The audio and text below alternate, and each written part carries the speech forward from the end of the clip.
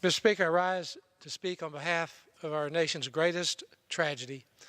I would like to say, Chairman Smith, thank you so much for your leadership over the past 35 years.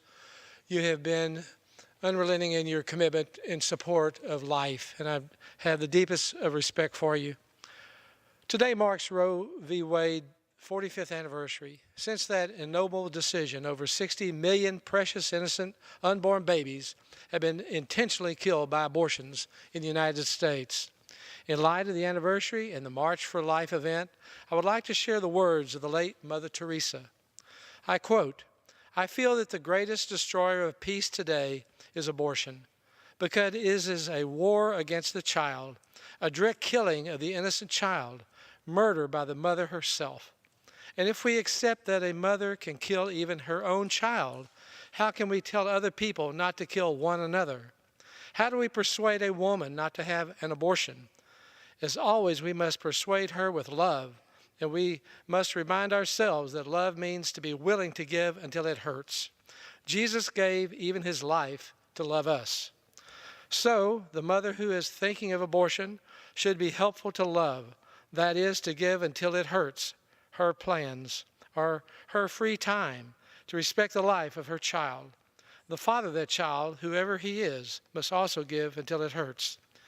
Mother Teresa goes on to say, "By abortion, the mother does not learn to love, but kills even her own child to solve her problems.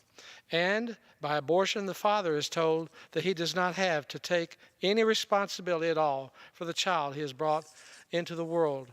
That father is likely to put other women into the same trouble, so abortion just leads to more abortion. Any country that accepts abortion," Mother Teresa says, "is not teaching its people to love, but to use any violence to get what they want. That is what the great destroyer of love and peace is about, is abortion." End of quote. The work of this body, Mr. Chairman, must be to correct this tragedy, to protect the lives of those who cannot speak for themselves. We hope and pray for those who stand in darkness on this grievous loss of life and who have been advocates of abortion. Who would know the mind of God regarding these 60 million precious souls, that life may have been given to them by God, the cure of cancer or of Alzheimer's or Parkinson's or many other diseases? God is merciful, but we must recognize our own responsibility and effect for our own actions. This week, we have the opportunity to outlaw the diabolical practice of killing babies who survived an abortion, something incredibly barbaric, by passing the Born Alive Abortion Survivors Protection Act. I also urge my colleagues to join me in support of the No Abortion Bonds Act legislation I introduced to block Planned Parenthood and other abortion providers from using tax-exempt, taxpayer-backed bonds to finance their abortion clinics. Ours is a great cause, greater than us, greater than this generation. It is a battle for the very soul of what we stand for as a nation.